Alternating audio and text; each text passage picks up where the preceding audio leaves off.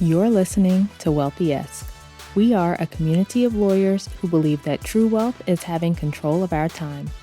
I'm Ro Thomas, and as a busy wife, mom, and former Big Law associate, I know all too well the tension between the culture of the legal profession and pretty much everything else you want to do in life. That's why each week I'm bringing you the information and tools you need to improve your money mindset and manage your money to create true wealth. Because ultimately, it's not about the money. It's about the freedom and flexibility the money affords. Hey friend, welcome back to the show. I hope you're doing well and having an amazing day so far. Today, we are talking about generosity.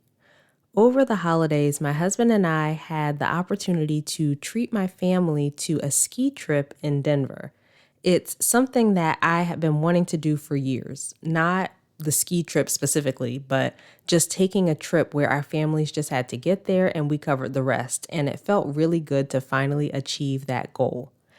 It's one of those things where we probably could have technically done it sooner, like we technically had the money to do it earlier, but we wouldn't have been in as strong of a financial position to do it at that time, if that makes sense. So like we would have been doing it, but it would have been a bit of a stretch and it probably would have been stressful.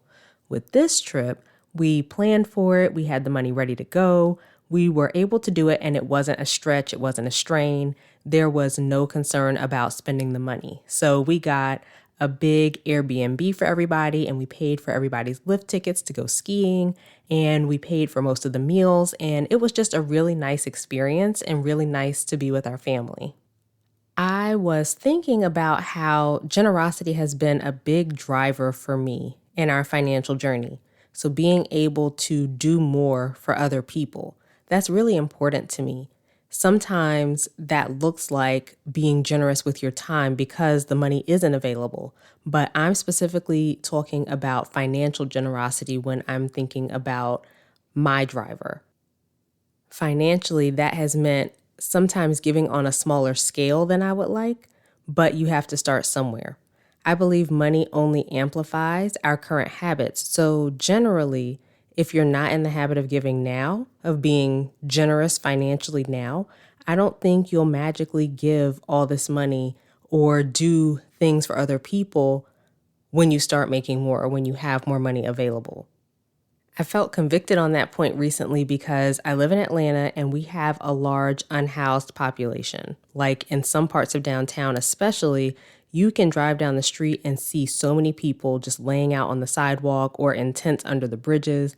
And it makes me really sad. And one of my biggest goals is to help end homelessness in Atlanta. And it's been on my goal list for years. It's something that I want to do, and I know it's going to take a lot of money.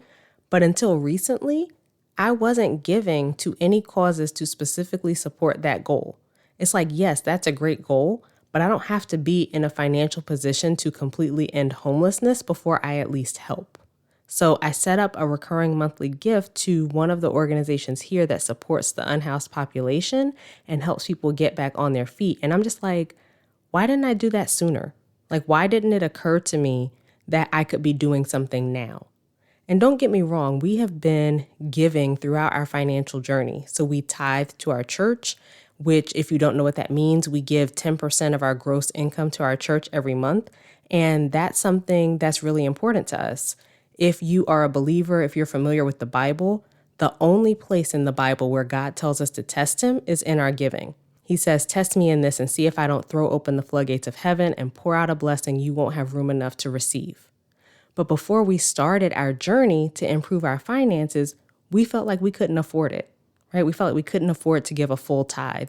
And I've been in church most of my life, and I've always given something, but it was nowhere near 10%. It would be like $20 here, $50 there, maybe $100 if I really felt moved by the message. And I remember not too long after my husband and I got married, we were looking for a church home and we visited a church called Passion City here in Atlanta. And the pastor preached one Sunday on the concept of tithing, and it just really changed our perspective on it. I don't remember exactly what he said, but we started giving 10% of our take-home pay not too long after that, and then we built up to 10% of our gross income within the next year or so. And that was 100% an act of faith because we didn't feel like we had the money to give, but somehow we always had enough, even as we started growing our family and taking on daycare costs, which was basically another mortgage. And then we also give to other charitable organizations each month on top of the money that we give to our church, although we give to those organizations on a smaller scale. But something that I have noticed over the years is people will often tell me that their faith or a particular cause or being charitable in general is really important to them. But a lot of times their finances don't reflect that, just like with me and the unhoused population here in Atlanta. Or when we didn't think that we could tithe, right? They think that they're not able to give because of where they are financially. And I just think for most people, that's a mistaken belief. I think if giving is important to you, you can find a way to make room for it because we make room for the things that are important to us. And let me be clear, this is not to shame anyone or make anyone feel bad. If you truly don't have it, you don't have it. And I pray that you're able to get to a position where you do. But I think a lot of times we tell ourselves we don't have it, like we did early on. But if we were to look at our money, look at where it's going, tweak things a bit, we find that we actually do have it. It's just one of the trade-offs that we make with our money. So the money that's currently being spent on some things is money that can't be used for generosity. And so that just comes down to deciding which one is more important. I think we can be generous at every level, at every financial level. And again, generosity might look different at different stages of your financial journey.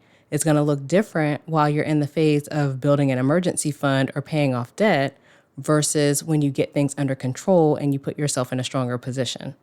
I believe one of the rollover benefits of getting your finances in order is the ability to be more generous. A big part of why we're able to provide financial support for the organizations that we do and for the other giving we do is because all of our financial stuff is taken care of. Your financial journey not only impacts you, it impacts the other people around you in your life and in your community. And I think as we give, we also open ourselves up to receive more.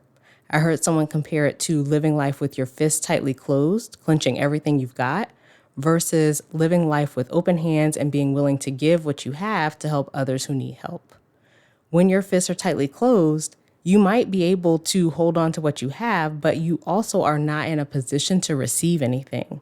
But when your hands are open, you can give and receive freely. And I just thought that was a really nice visual. So all that to say, I think you can be generous at any level. Money doesn't have to be all about paying off debt and saving. We can use our money to impact others, whether that's in a fun way like the ski trip that we took with our family, or even taking someone to lunch, or in a different way like helping people who are in need or giving to your church. We have the capacity, the ability to be more generous now, but we'll have even more capacity for generosity the more we improve our finances. So that's just something that was on my heart to talk to you about, and I hope it's helpful for you as you move through your financial journey. All right, that is it for this week's episode. If you've gotten to this point and you liked what you heard, take a second and leave a review for the episode. It really helps with getting this podcast in front of more lawyers so they can get the information they need to manage their money better. And as always, I appreciate your support. As we close out, friend, I pray that you take the information you learn here, apply it in your life, and open up to the realization that wealth is available to you. As you do that consistently, week after week, you'll continue to take steps to regain control of your time, build wealth, and live the life of freedom and choice you deserve. Talk to you later.